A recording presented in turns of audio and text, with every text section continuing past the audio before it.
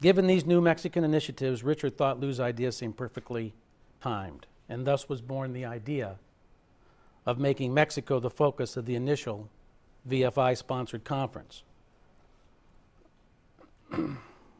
Yet it was hardly the efforts of Richard alone that made the first VFI conference the successful event it turned out to be. Which brings me to the third key introduction I would like to make. And I have the true pleasure to introduce to you Fernando Fabre. Where is Fernando? Fernando. Ladies and gentlemen, the Mexican conference would never have occurred without the accomplishments of this talented young man, who was one of the Anáhuac Business School students to come to Claremont as a doctoral student or candidate of Dr. Smith. Fernando single-handedly organized a contingent of leading Mexican venture capitalists and government representatives responsible for stimulating private equity development in the country to attend the September 2002 conference. Now, I had initially met Fernando 6 months before this, before the first VFI conference, when I accompanied Dr. Smith and the first group of Drucker MBA students, Carrie was part of that group too, I believe, to Mexico City in March to participate in the Claremont Anáhuac Risk Management course. Now that course, along with the subsequent courses that have taken place since, was organized and co-taught by Fernando. And having observed Fernando over these past 3 years, it is my opinion that this intelligent and articulate young man is a textbook example of how powerful ideas can literally change lives. During the period of his involvement with Dr. Smith and the Venture Finance Institute, Fernando's rise to prominence in Mexico's venture capital community has been quite spectacular. From starting out as the operations manager for the Latin American Consortium in microfinance consulting, to becoming director of the entrepreneurial support program of Anáhuac del Sur, and now to his recent appointment as executive director of Endeavor Mexico, which is comprised of the leading high net worth individuals in Mexico, and a founding member of the largest multinational network of Latin American angel investors committed to promoting entrepreneurism, job development, and wealth creation throughout the Americas. Congratulations, Fernando. And thank you very much, Fernando, for making this trip from Mexico City to be here with us this weekend. And thank you also for agreeing to moderate one of this afternoon's panel sessions and to lead tomorrow afternoon's session on the progress that has been made to date on the creation of a venture finance, venture capital fund in Mexico based on the guidelines and principles established at the VFI's first conference in September '02. We appreciate you being here very much. Okay, beyond the evidence of its impact in Mexico, the VFI's first conference motivated a small group of concerned individuals, both old and new to the Claremont community, to band together to actively support the VFI's efforts to develop success-oriented scenarios for double bottom line investing in emerging and alternative market environments. The raison d'etre of this ad hoc citizen advisory board was perhaps best expressed by one of its initial members, John Seibert. John's here. An experienced investment fund manager currently working on a fund development program in China, and a trustee of the Claremont Graduate University when he tried to explain the core values of this group at one of its earlier meetings. And I sort of quote, "What this group is a group of social investors that want to do well by doing good." For the benefit of the newcomers to Claremont, would those advisory board members who are here today please stand and identify themselves? There's got to be a couple people here from the group. Why don't we start from the left and move over? Richard Sudak, John Zyber, Charles Bennett, Colin Alexander, Bob Cummings, Thomas Carter. Thank you. Thank you all. Now, would all the Minnesotans in the room please stand?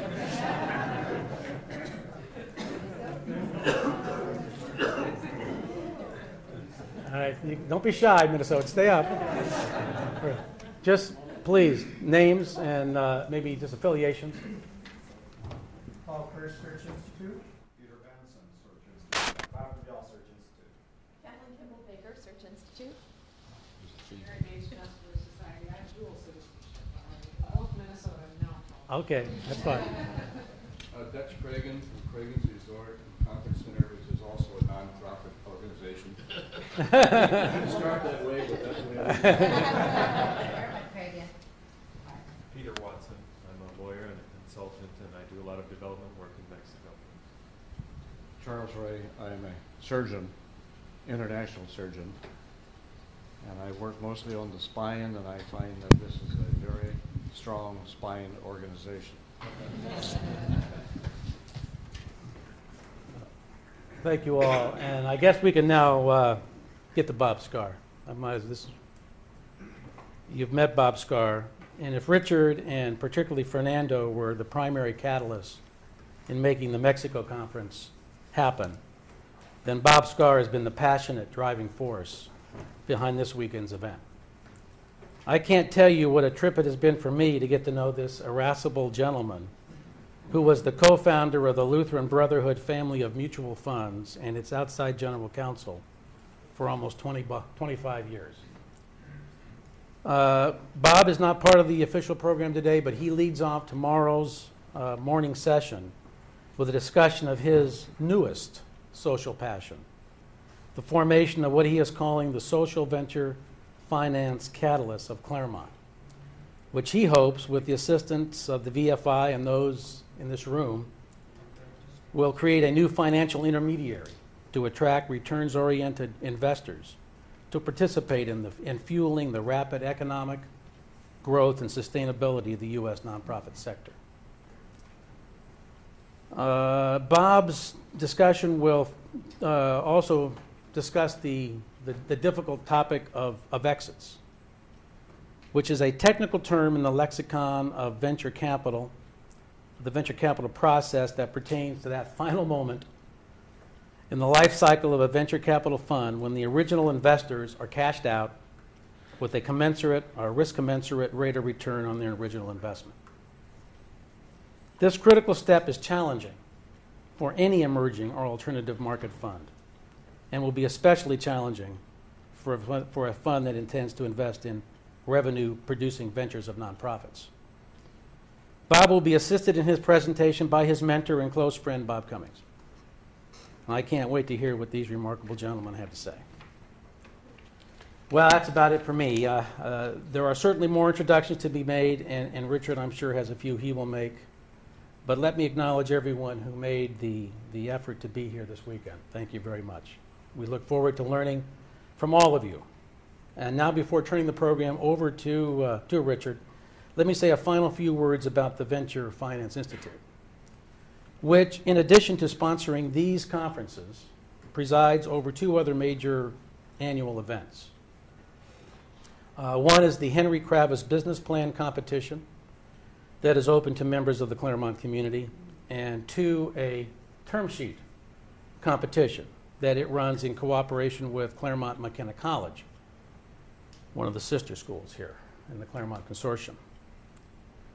In essence, however, the VFI is a startup nonprofit, which, like many represented here, must ask itself the same tough questions any nonprofit startup must ask.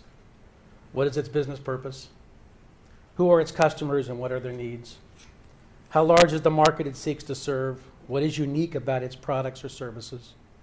What are its competitive advantages and how can they be strengthened? How driven and experienced is its management team? Does it have a scalable business model? And if so, how can it obtain the long-term financing it needs to grow rapidly in order to dominate its market niche? We're all asking the same questions. Richard, I remember you saying to me when we first started this adventure that one of the fundamental tenets upon which your decision to create the VFI was based was your belief that academics had an important role to play in helping real-world practitioners succeed at starting and building sustainable, scalable, high-impact social enterprises. I also remember you saying that while you had doubts about whether it is possible or not to teach entrepreneurs how to succeed, you believed it was indeed possible to teach investors how to become successful venture capitalists. Well, we're all here looking for answers and ready to learn. The podium is now yours.